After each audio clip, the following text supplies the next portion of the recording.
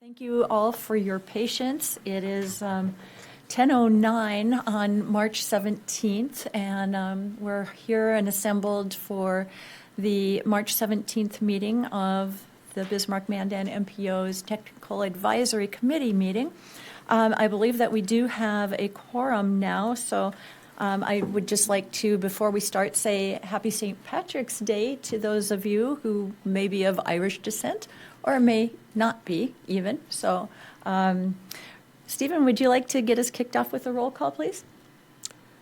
Ben Arith.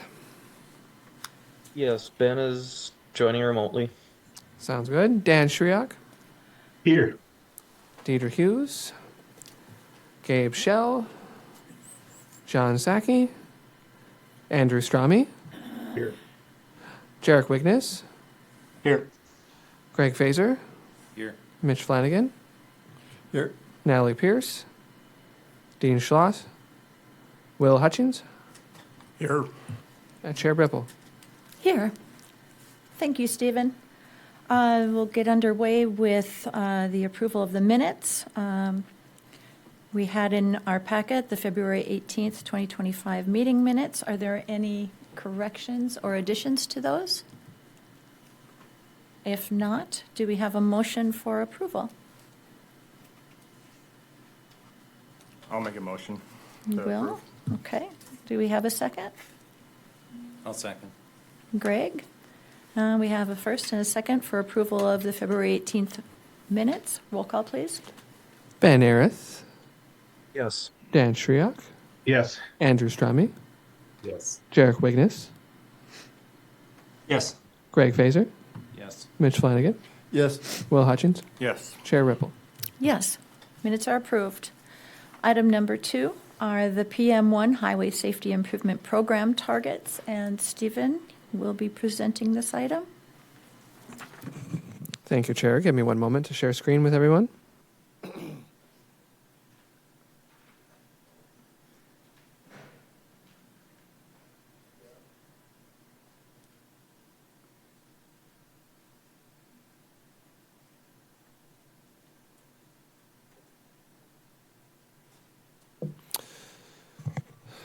All right, so PM1, the PM stands for Performance Measures. So this is Exhibit A in your packet. North Dakota Department of Transportation recently adopted their annual Highway Safety Improvement Program performance targets for 2025. A federal law requires that every state DOT monitor the amount and rate of fatalities and injuries on the state roadway system, and that they use this monitoring to assist in setting safety targets and pursuing efforts to increase roadway safety overall. The MPOs are allowed to either set their own targets or support the state's targets. And our MPO historically has supported the state targets. And so those are shown on the screen and in Exhibit A. This is a resolution of adoption, and it is a standard practice for our office. Does anyone have any questions? Any questions of Stephen on the performance measures and the resolution of adoption? And this is for both the safety and for the inventory and the assets, or No, this is only for the safety. These are PM, so it's safety targets only. there should be some. They update the safety targets every 2 years, but then or every year, Every but then year. there's the, the program, sorry, I'm losing my train of thought here. There were two more safety targets or 2 more targets that were adopted, and they updated this year, so I think we're missing one. The PM2 and PM2 and PM3 are 3. usually on the same cycle Yeah. with one another. The Those run from PM1 are- 22 to 26, and my understanding is that Yes. there's a mid-year, And we're like at the- a and we're- midpoint approval, We're in and the they did midpoint. not change. They So did we- not change, okay. yes. So you're So- basically saying you so- continue to. So yeah, we are continuing through Okay. that. No. I think that should work. Okay. Okay. And so what we are looking for today is a motion to adopt the North Dakota DOT state targets that have been set for the PM1 safety targets. Correct. Are there any further comments? Or what are the wishes of the board regarding the resolution of adoption? This is Jarek. I'll move to approve. Jarek, we have a first. Thank you. Is there a second? This is Ben. I'll second. Thank you, Ben. Roll call, please. Ben Arith, Yes. Dan Shriak, Yes. Andrew Strami, Yes. Jarek Wickness, Yes. Greg Fazer, Yes. Mitch Flanagan, Yes. Will Hutchings, Yes. Chair Ripple. Yes. The PM1 safety targets have been adopted by resolution of adoption. Thank you. Moving on to item number 3, we have Luke Champa with us online to present an update on the 2025 safety policy study. Thank you, Chair Ripple. Can you hear me all right? Yes, you're coming in fine, thanks. All right, great. Yeah, we've been busy with project management, meeting with Bismarck-Mandan MPO and Kim and team bi-weekly or every other week, going through progress and coordination. We've finalized draft branding options with a logo and color scheme. Stephen, thank you for your help getting a project webpage developed, and I will share that shortly. We're also chugging along with data collection, which, as many of you recall, we sent out a data request memo. We've fulfilled that, received everything from local jurisdictions, so thank you for your help in getting that assembled. There was some final coordination on some final data items. All of that's been resolved.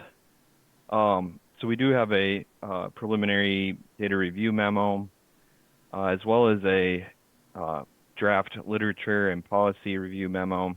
The policy or the literature and policy review memo is really intended to serve as a guide to ensure that we're building, off of a strong framework, both regionally.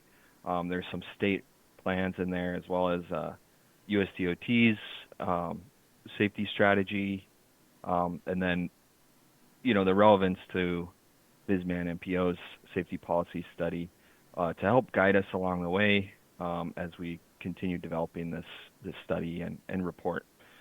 The data review memo will just be looking at the data we received and how we intend to use that information moving forward. And so that will be a pretty straightforward table and summary of information that we've gathered. All right. As far as action plan development and draft and final report tasks, we did start on a report template and color scheme. So we have the bones there to start plugging in information and narrative as we continue developing the safety policy study. Our consultant Emergent Strategies Group, Jolene Reek, is also chugging away at setting up focus group meetings with various stakeholders, and we've put together a group of questions and survey for those groups, and so we're targeting April timeframe for those to be scheduled. But that does depend on responsiveness of those focus group contacts and some of the logistics there. I will really quickly share the safety policy study webpage so that you all can see it.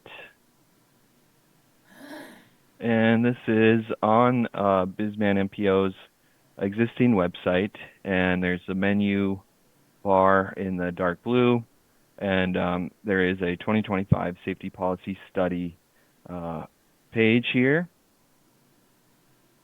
You can see the logo and color scheme that we went with for this plan, and it right now is pretty simple. Just lays out background and objectives of the plan, a very brief schedule, and then at the bottom there's an important link for folks to be able to click on and subscribe to updates. So there, when you do click this link, you are able to enter your name and email, as well as a comment if you have a general comment about the plan.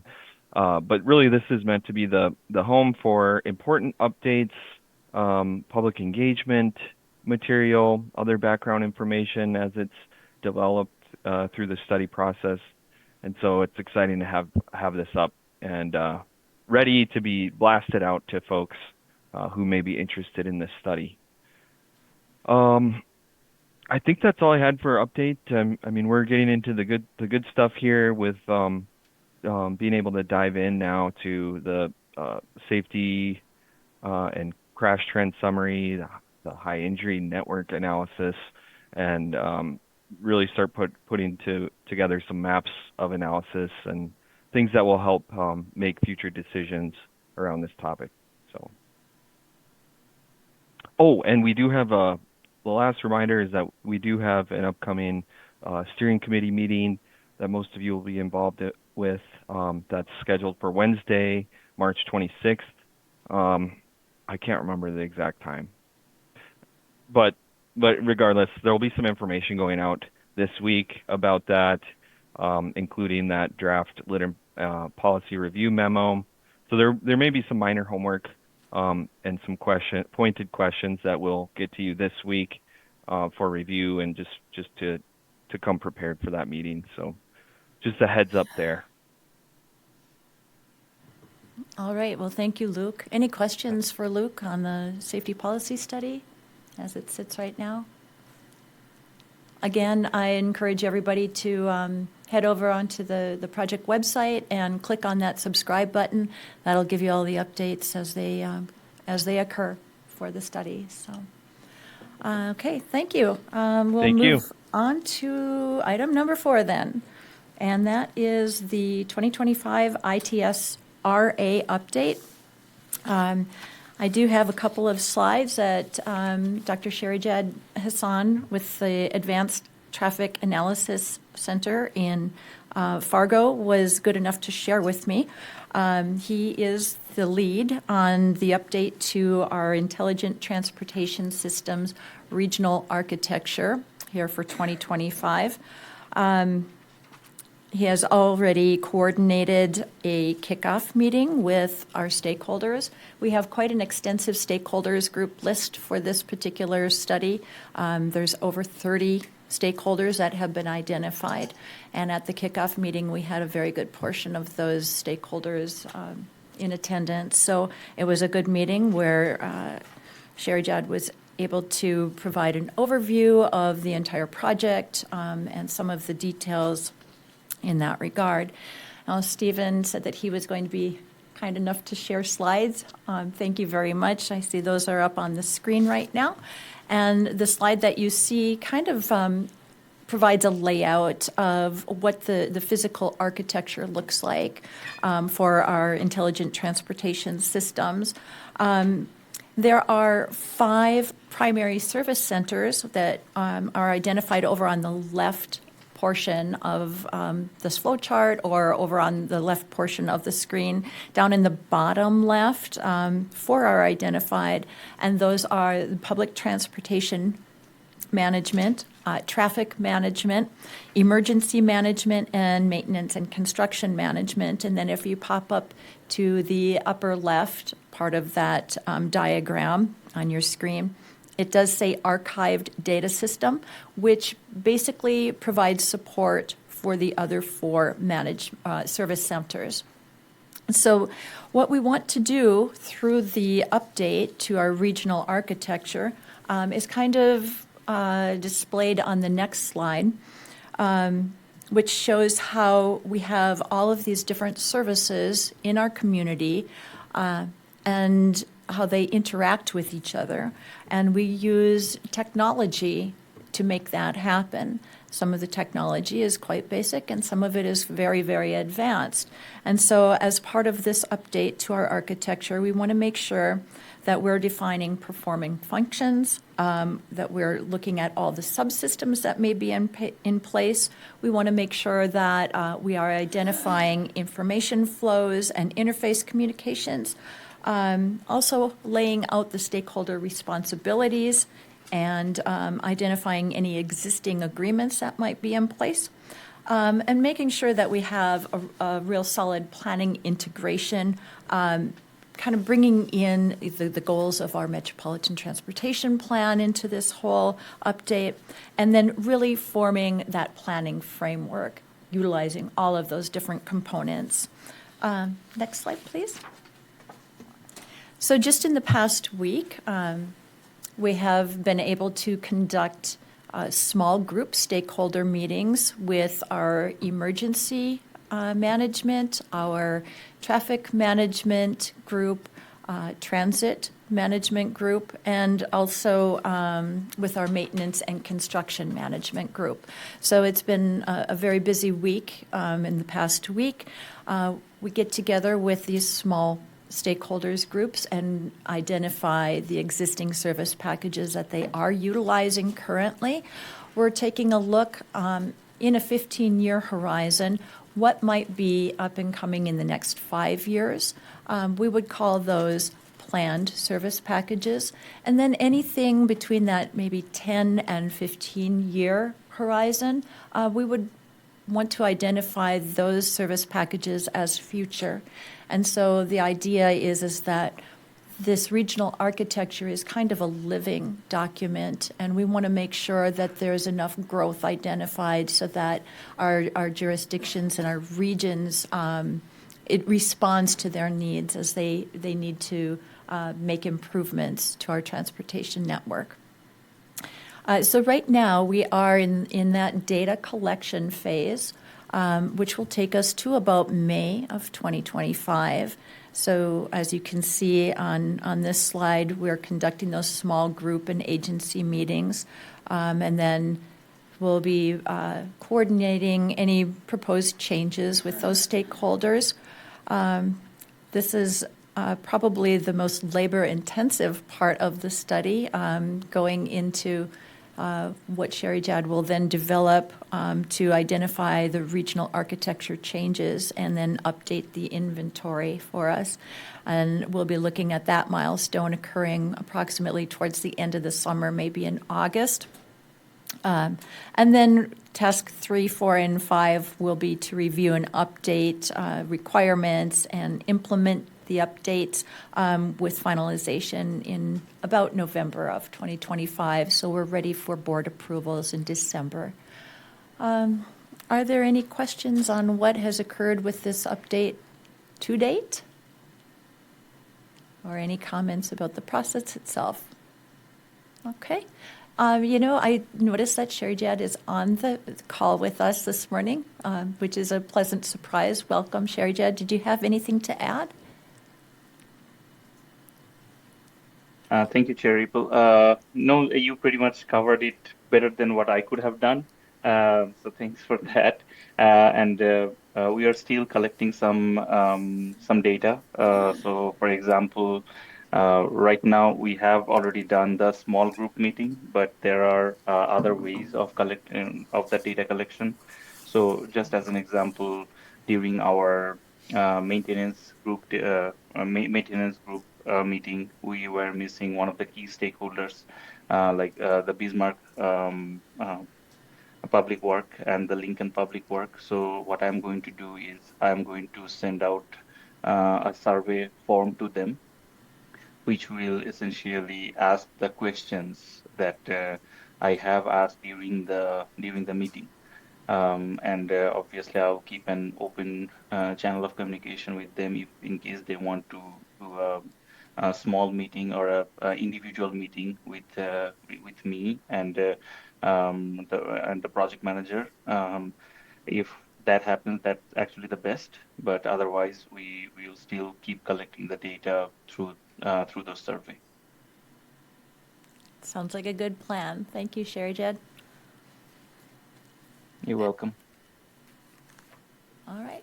If there are no other questions, we can move on to item number 5, which is the Big Sky Passenger Rail Authority Government Partner Program update. And again, Stephen will be sharing slides sharing screen for the slides on this presentation. February 27th, Big Sky Passenger Rail had their first webinar that they provided for their government partners. And this was a really good webinar. In fact, a lot of it was based on questions that our member jurisdictions had submitted and the MPO had forwarded on to Big Sky Rail in regards to the restoration of passenger rail service in our area.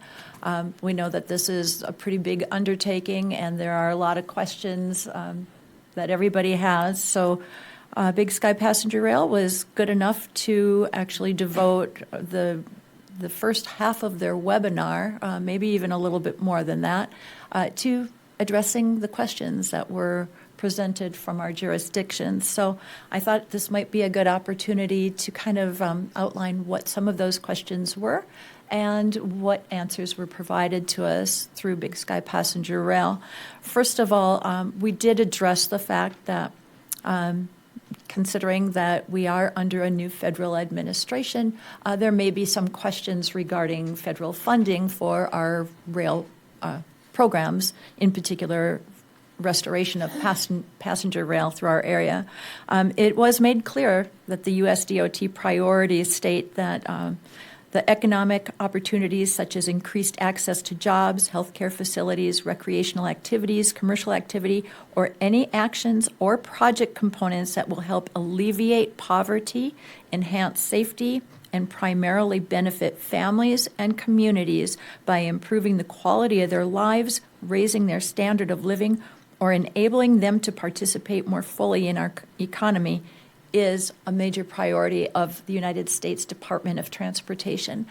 And it is the feeling that the restoration of passenger rail to our region definitely facilitates achievement of those goals.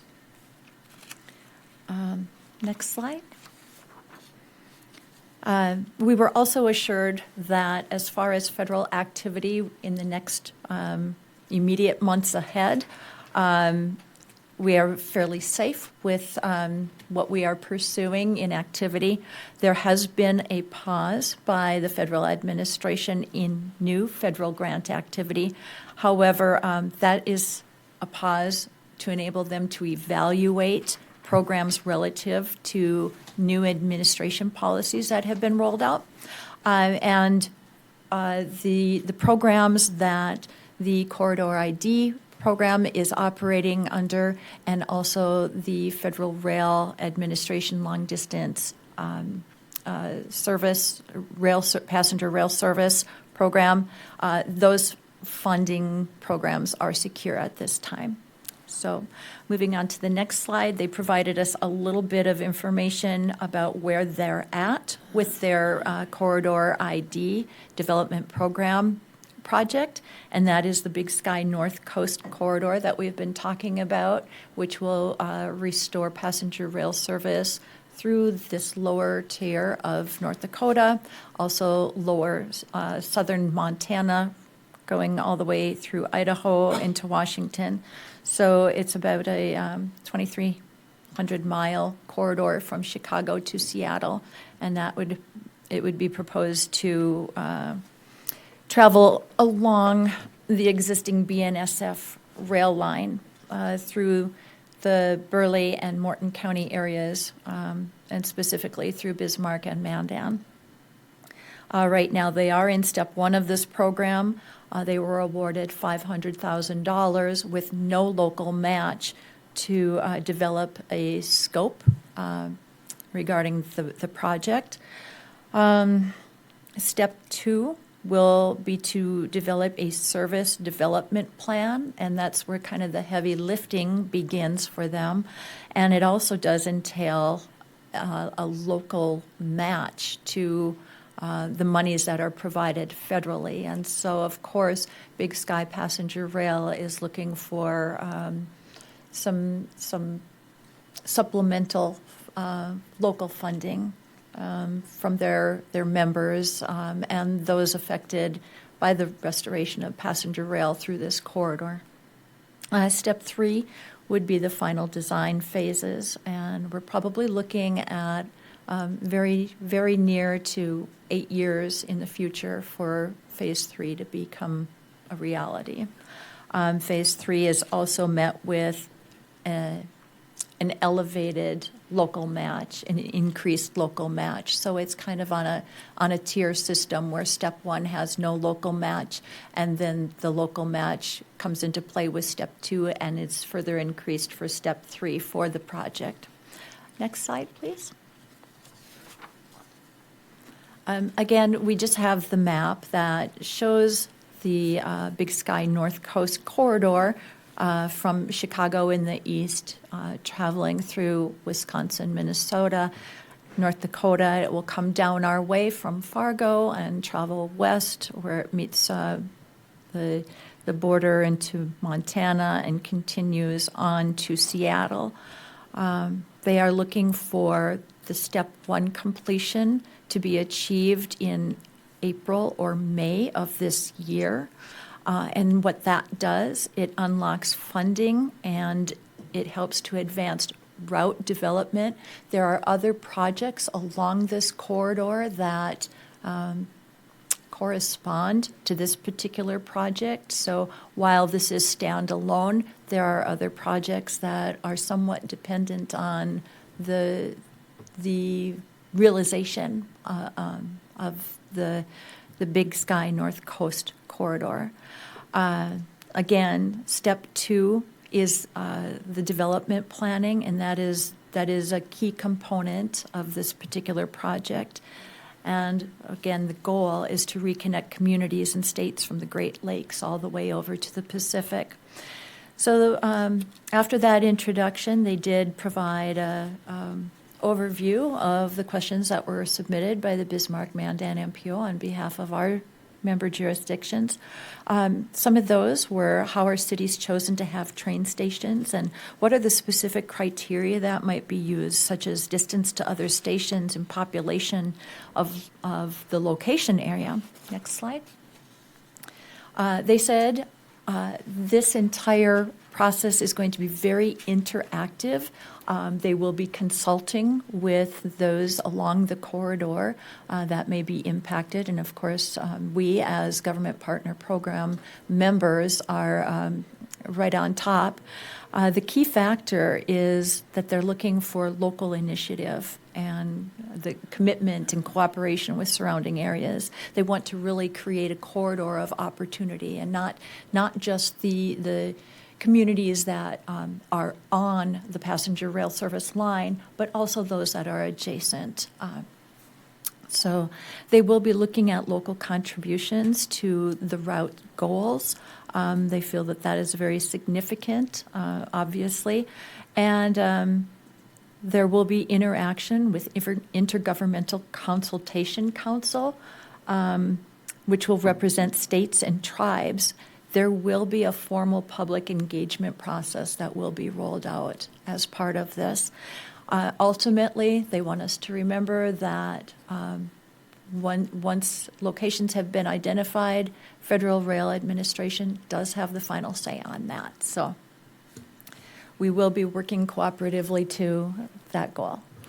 Looking at the list of the stations here, I see that there's some holes, specifically in eastern Montana, and of course that's of interest to me. I'm from that area, and I look at like the opportunity to get off. Is if they don't sign on now, are they locked out of it forever, or could they be added later at some time? Yes, Okay, there's thanks. always that opportunity.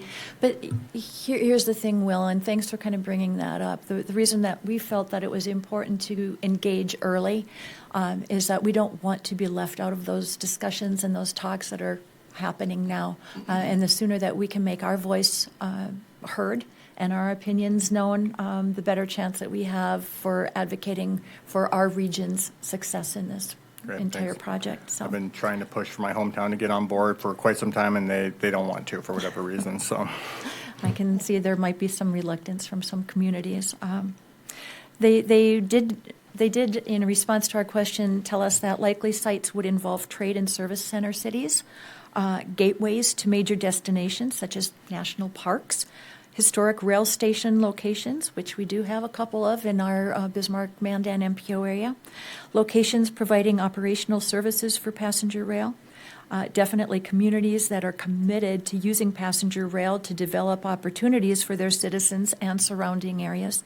And special cases could be considered on an as needed basis if communities advocating for passenger rail depots or station locations are less than 50 miles from another.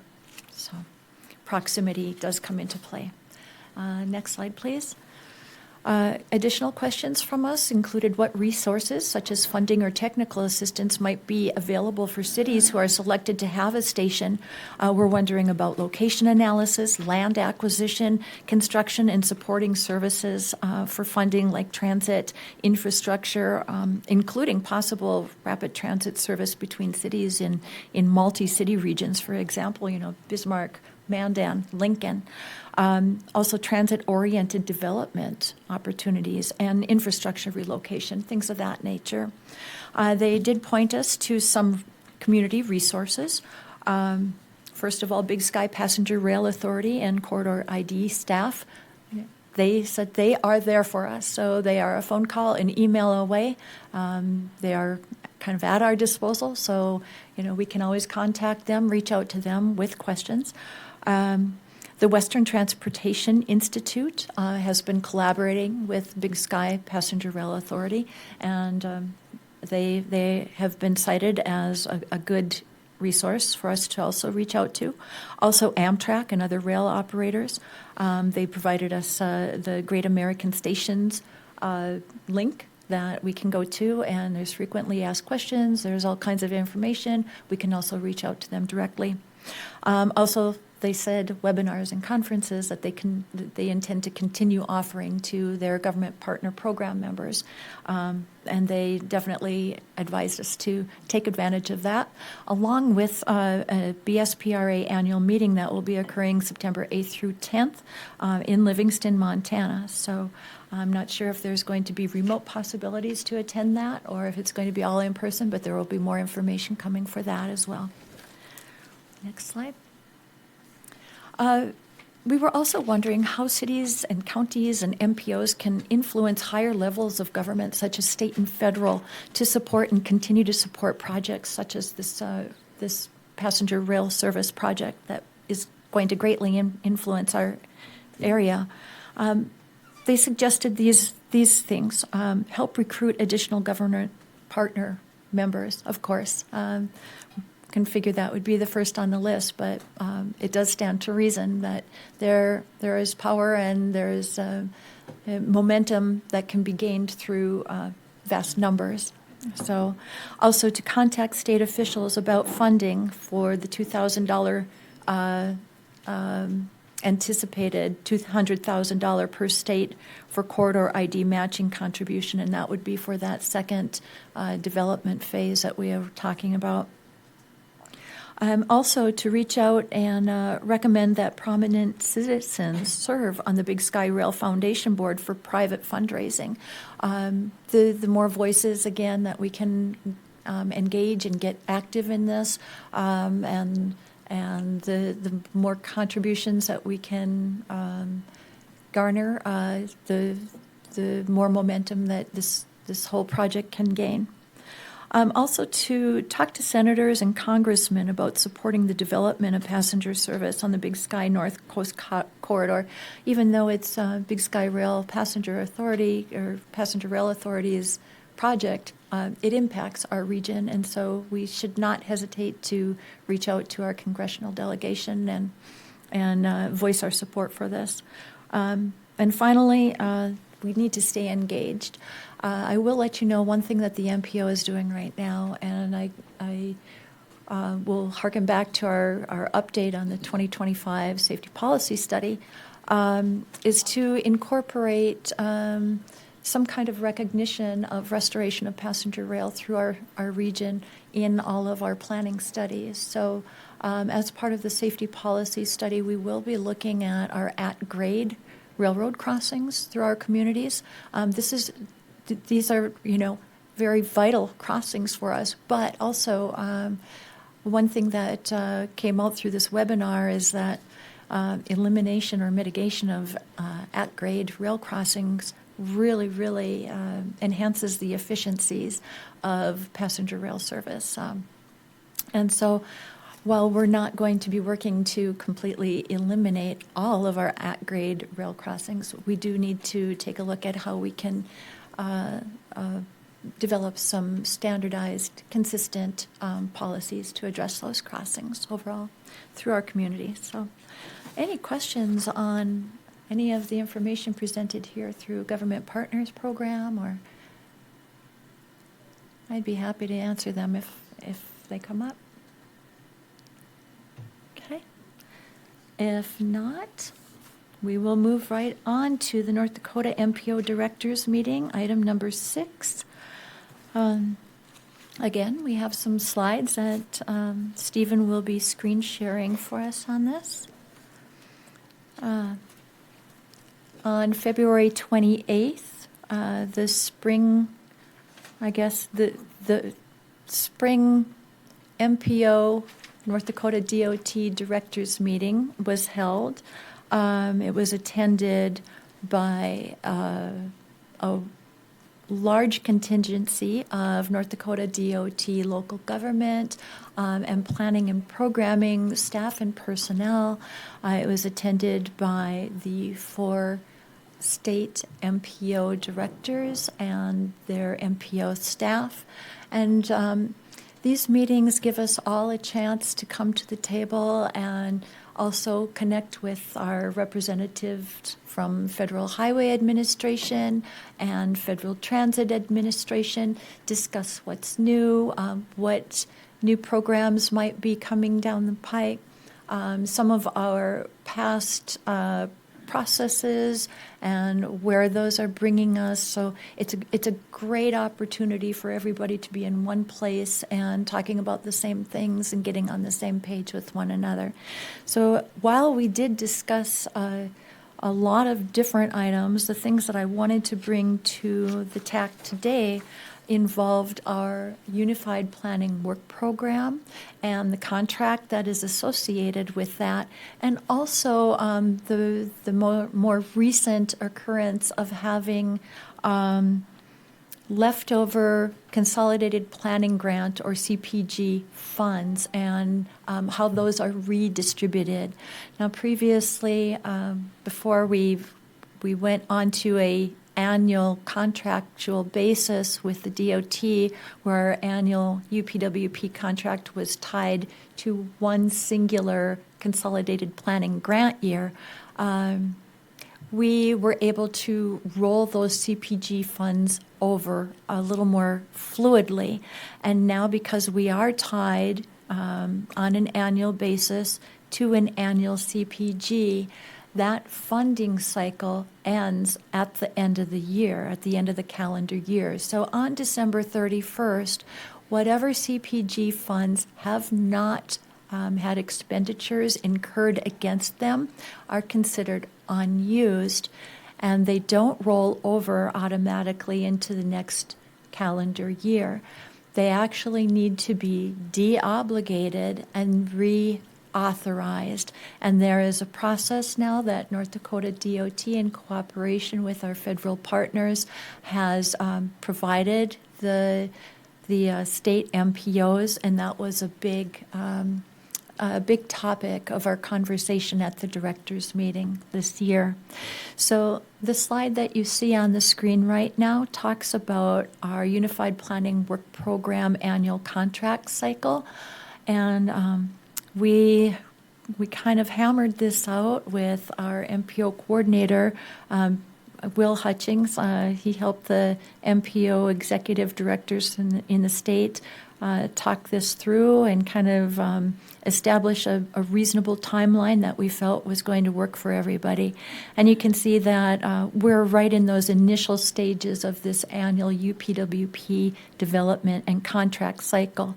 In January, the MPOs kind of start looking towards what studies might be beneficial for their member jurisdictions, which have been identified through previous discussions. We start to loosely develop a budget based on an increase of potentially 1 to 2% over what our previous year's budget was. And looking at those numbers, in the meantime, certain things are happening that are going to get us to the next step. And Stephen, if you could advance the slide to one more. There we go. Where we start talking about a CPG distribution timeline. We are squarely in the midst of the CPG redistribution timeline right now. So at the end of a calendar year, the MPOs have 90 days in which to get their requests for reimbursements submitted to the North Dakota DOT. And once that is concluded, North Dakota DOT is able to assess how many remaining funds through the Consolidated Planning Grant have been unspent. At that time, they provide the MPOs with those numbers, and the executive directors of the MPOs are tasked with coming up with a formulation that they would like the redistribution to be guided by. And there is a timeline set for that as well this year. We needed to have our redistribution suggestion or recommendation provided to DOT by by March 14th, which we did. And so right now, North Dakota DOT is in the process of reworking those numbers, and they will provide us what our anticipated consolidated planning grant for our 2026 budgets will be. And those will be provided by April 15th, according to the timeline. So if we take a look at the very next slide, I believe, next one. We're going to skip a couple.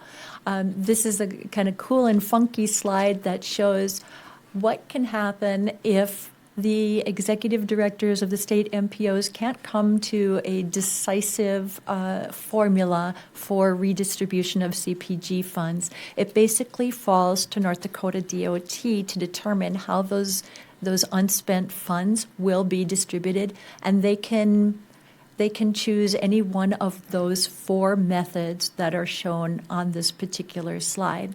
Next slide, please. It can be a combination as well. Yes, yes, absolutely. But at that point, basically, it's taken out of the hands of the state MPOs, and the decision becomes made by the North Dakota DOT. So this was a slide that was presented to the state MPOs at the directors' meeting with the anticipated remaining CPG funding that would be available for redistribution. However, not all of the requests for reimbursements had been finalized through the Fargo-Moorhead COG, and so those numbers were still outstanding, making this number of $385,000 that you see in the blue still somewhat fluid. Subsequent to the directors' meeting, we did get an updated number, and that came in around more of the $291,000 mark because of Fargo's ability to spend down actually all of their CPG funding. So at that point, once we were given that new number, then the MPOs of the state got together and came to consensus as to how the remaining 2024 CPG funds could be redistributed in 2026. Now, again, we were working with about $291,000. Discussions took place. The newest MPO of the state, Central Dakota MPO, felt that they really didn't have the local match support to be able to use a lot of this CPG funding, and they actually asked to actually abstain from any redistribution of this funding. And so therefore, the remaining 3 MPOs of the state, Bismarck-Mandan MPO, Grand Forks, East Grand Forks MPO, and Fargo MetroCog, agreed that we would split the remaining 2024 CPG funding equally, or not equally, but based on population of our MPOs without any base. So it's strictly population based. And once we gave that to North Dakota DOT will work the numbers for us, and they'll come back to us by April 15th with an amount that we can base our UPWP budgets on for 2026. That was kind of a high-level summary of what we discussed, and there was a lot of discussion that led to this. So are there any questions? I'll stop right here and take any questions that there might be. Okay. None being seen. Ben raised his hand. Oh, Ben did raise his hand? Ben? Yeah, I'm thanks a sorry, lot I can't for- see. Oh, that's okay. Yeah, can you hear me okay? Yes, hear you fine. Yeah, hey, thanks a lot for the overview of this discussion. One question I had, Kim, with I think you mentioned this year the MPOs decided to recommend the redistribution based on population. Do you anticipate that'll be the case every year, or do you anticipate that the MPOs will still get together on an annual basis and discuss the redistribution recommendation? Thanks, Ben. Yeah, that's a good observation. Actually, this will be discussed annually. As the opportunity comes up for redistribution of CPG funds, the MPOs will discuss the amount of funding that's available and how that is to be redistributed. We do anticipate with the growth of the Central Dakota MPO up in Minot, should they have a growth in personnel and maybe some staffing, maybe some local match ability is increased. And as they move through some of their core product development, they may be able to take advantage of more of that CPG redistribution in the future. So we wouldn't want this to be, a standing formula. We'll be taking a look at that every single year. And Will? Yeah, thanks, Kim, for the great overview, and Ben, that's a great question. Yeah, we purposely designed it so that the MPO directors are the ones making the decision. Of course, we only get involved at DOT if a decision can't be made. I think it should be noted, though, that the Central Dakota MPO, or with the director's recommendation that they brought forward to DOT this year, it was recommended that Central Dakota MPO be recognized for the fact that they forego all their unused remaining CPG balances, and so that in the next year, or I believe it was just next year, they have priority if they need it. And it's mainly because they're getting set up. They need staff. They need to look further as to what they need for work products, but they just at the time don't have the capacity to spend it. So kudos to them for recognizing that we don't need this funding right now, but we may need it. And so there may be a scenario in the future where all of it goes to Central Dakota MPO or however the directors choose. So, Thanks for that observation, Will, and clarification as well. Any other questions?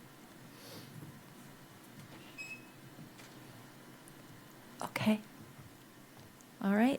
Thank you. Then we will move on to item number 7, the Bicycle-Friendly Community Workshop. We've talked about this a little bit, but I'm pretty excited about this particular opportunity. Again, the Bismarck-Mandan MPO area has been awarded a bronze designation through the League of American Bicyclists in being recognized as a bicycle-friendly community. That designation is good for 4 years and was awarded at the end of 2024. Along with that, we were contacted by the League of American Bicyclists, and they said that they had some grant funding to send a league representative out and into 3 communities in the nation to conduct a bicycle-friendly community workshop. And they were wondering if the Bismarck-Mandan MPO would be interested in hosting something like that. We said, well, of course, yes, thank you for the opportunity. Let's see what we can do about getting this going. So we're getting going with this. I'm very pleased to announce that the Bicycle-Friendly Community Workshop will be held on May 21st and 22nd of this year. It will be a 1.5-day workshop. We'll be holding that at the Bismarck Public Works Building at 601 South 26th Street in Bismarck. That will start on the 21st at 9 a.m. We'll start off with some kind of like basic classroom type instruction and discussions. And then we will have a noon lunch, at which point we will then switch gears literally and jump on some bicycles and do a bike audit.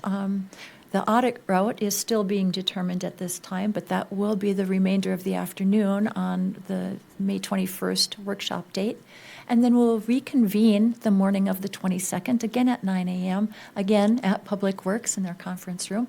And we'll kind of discuss some of the bike audit observations and summaries and kind of conclude the workshop. So this is going to prove to be a very exciting workshop, I think, for us. Also a great opportunity to see where we're at. It's geared around the 5 E's that we are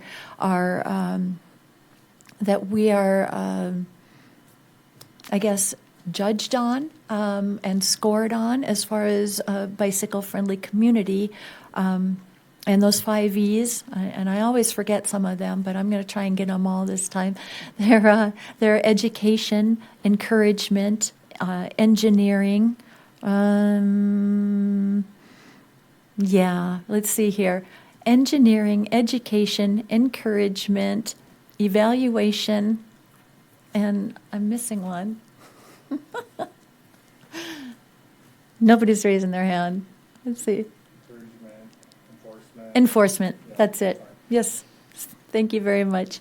So those are the 5 E's, the criteria that we're scored on as far as, are we a bicycle-friendly community? And if we are, how bicycle-friendly are we?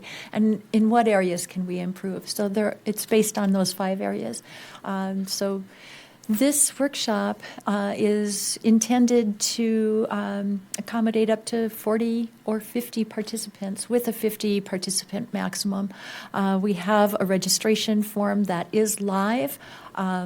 We have flyers that have kind of started to be distributed and shared, and they do have a QR code on them, which you can use, which will take you right to the registration form.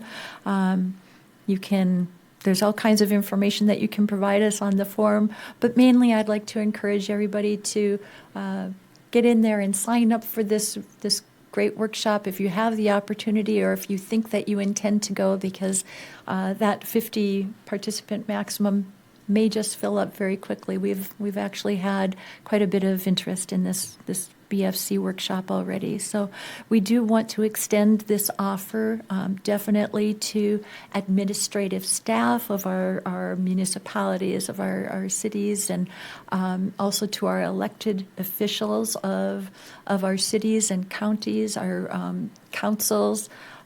So we're trying to kind of cast a broad net and make this a real learning opportunity for everybody in our community. Any questions on the BFC workshop? No? Okay. That brings us to item number 8, 2025-2028 TIP administrative modifications, and Stephen is going to present those to us.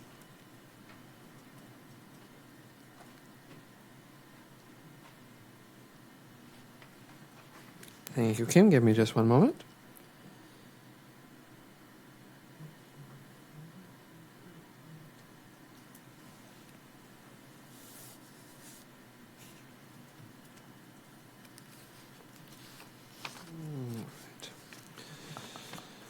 This is Exhibit G in your packets, and this month we have processed 4 administrative modifications to our TIP. This is to move 4 microsurfacing projects in Bismarck from fiscal year 2025 to 2026. These projects involve work on Bismarck's 9th Street from Expressway to Front Avenue, on Expressway from Main Avenue to the end of the asphalt, and from Washington Street to Main Avenue, and then on ND 1804 from Expressway to 48th Avenue Southeast. And yeah, per word from DOT, these are being moved back 1 fiscal year. Are there any questions on these movements? Any questions for Stephen at all?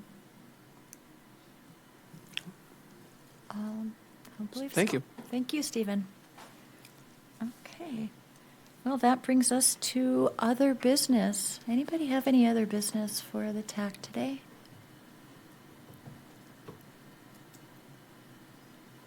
No? Well, I guess I have one item that I can conclude with. The deadline for applications for the MPO's transportation planner position has closed. I'm pleased to announce that we got 30 applications that were submitted, so it was a very pleasant surprise.